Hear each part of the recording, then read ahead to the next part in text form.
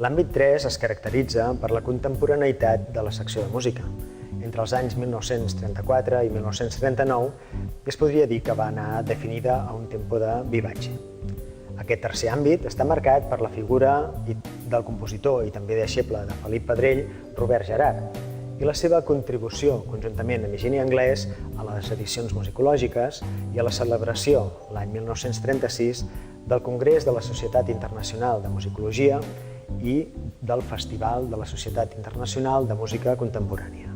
Mentre Higini Anglès centrava les línies d'investigació majoritàriament en l'àmbit de la música antiga i medieval, la incorporació a la secció de música del compositor Robert Gerhard, contractat com a bibliotecari, reforçaria la música moderna. Gerhard treballà a la secció de música des del juliol de 1934 fins a principis de 1939, quan, arran de la guerra i estant a París, li van recomanar de no tornar i decidir exiliar-se a Cambridge. Ambdós personatges van ser cabdals per la projecció internacional de la Biblioteca de Catalunya en el camp musical i musicològic.